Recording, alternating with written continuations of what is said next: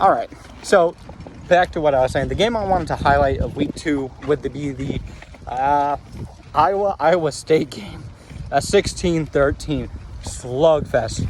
Imagine two teams who know each other very well, know that they're just going to run 2 tight ends. The biggest difference is, well, one coach has got gumption and the ability to throw it a little bit deeper, and one team has Rocco back, and the other team does not. I believe Iowa's quarterback is a transfer from like North Dakota State or a Dakota, or definitely an FCS school, and he went 13 for 24. It's Mark Gronowski, 13 for 24, 83 yards and an interception, 3 sacks on that one.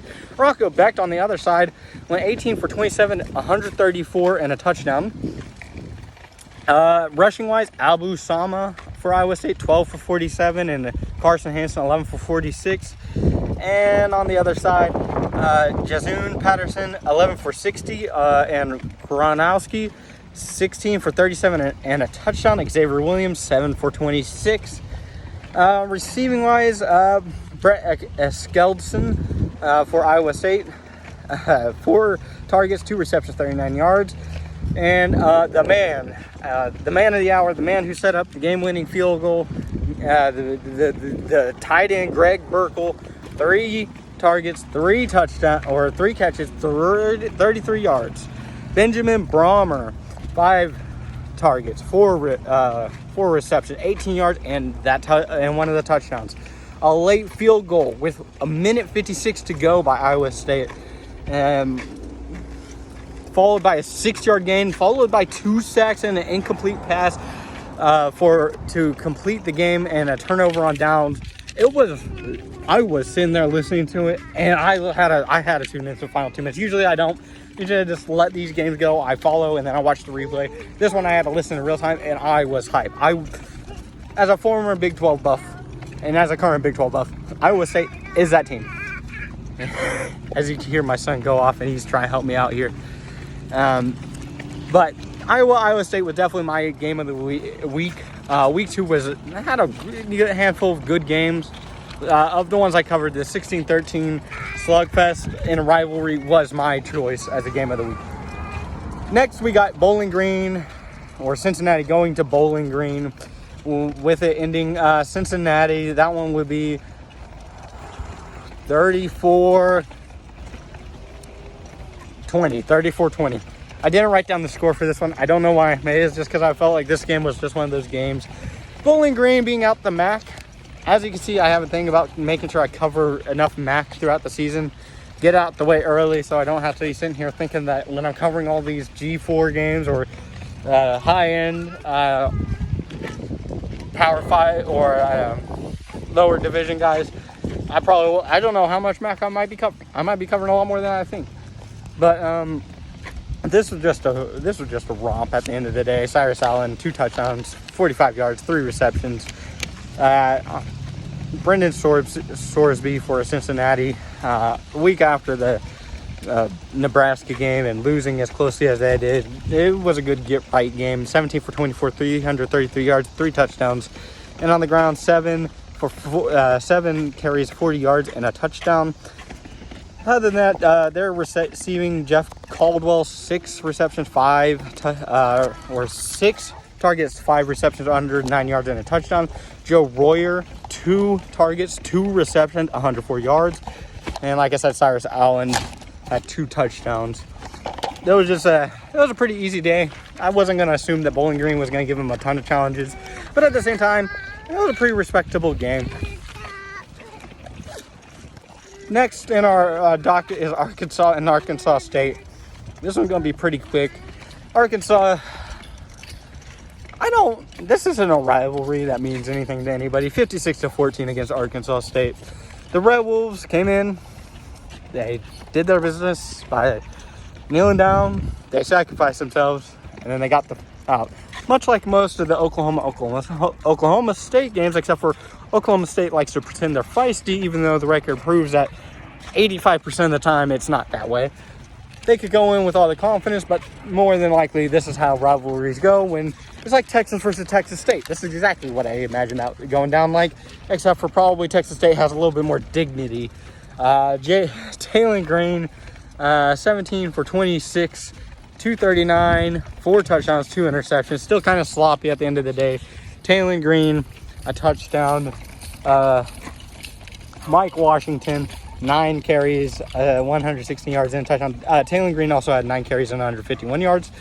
Braylon Russell, 5 carries, 25 and a touchdown. And KJ Jackson, backup quarterback, went 3 for 3, 70 yards. And also 1 carry, 6 yards and a touchdown. All right. Yeah, see, there wasn't much to say about this game. This game was just on in the background during the mid part of the day. And I knew that I just wanted to see what it was like to watch Arkansas State.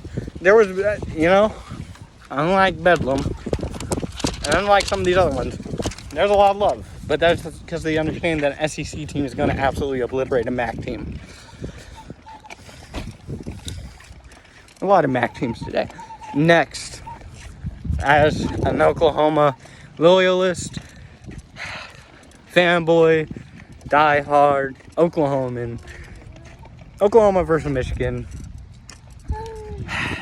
Not too long after the Oklahoma State routing ended and Tennessee obliterating theirs against an FCS opponent that had more dignity to score more than 3 points, John Mateer, 21 of 34, 270 yards, a touchdown and an interception.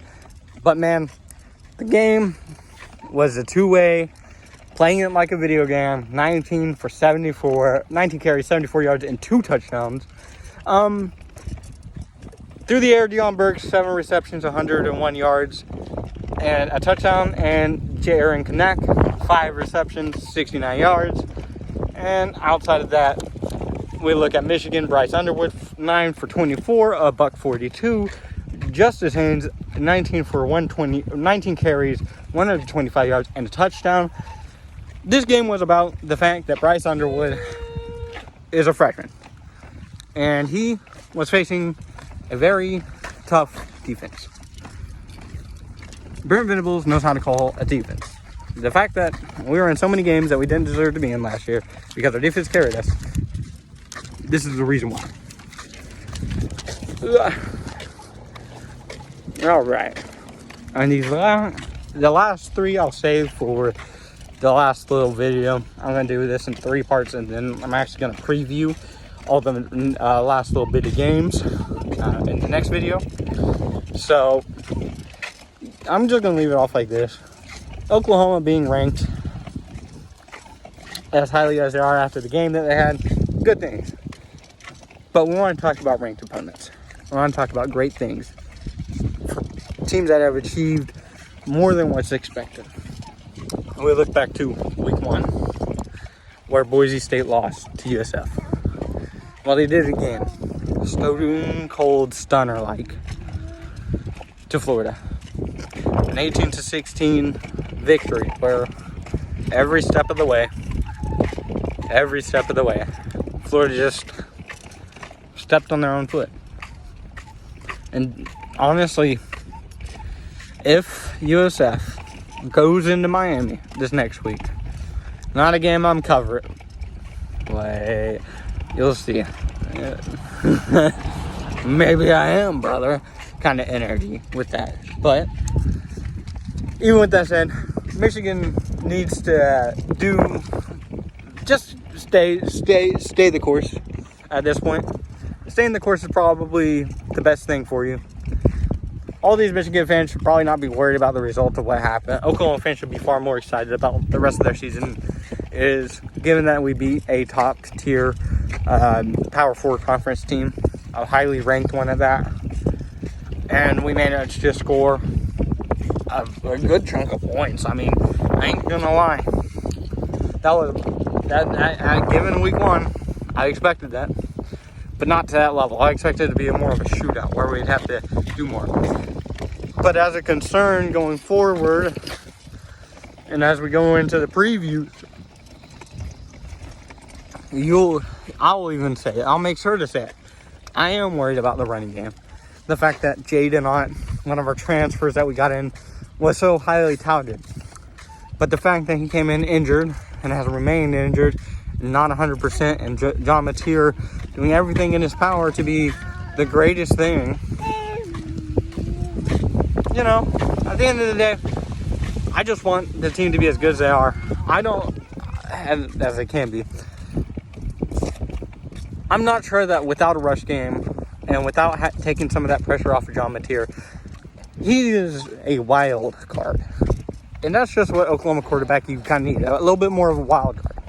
Playing it safe does not work. Having the Jackson Arnold does not work. Jackson Arnold is a safe 5-star. Does not play well with, you know, things breaking down around him. You got to be able to get crafting creative here in Oklahoma. Because, yeah, we do have a solid offensive line. Man, when you're playing some of the best defensive talent and defensive lines, linebacker combos, and great coordinators week in, week out throughout the SEC, and even beyond that, you're going to get challenged on the offensive line just by scheming. So, to have somebody behind to be able to do a little bit dual threat or create a little bit off the backfield as a quarterback, it's good to see that John Mateer is doing exactly what Baker Mayfield, Jalen Hurts, Kyler Murray, Caleb Williams, if he would have stayed, a lot of those guys, what they ended up being.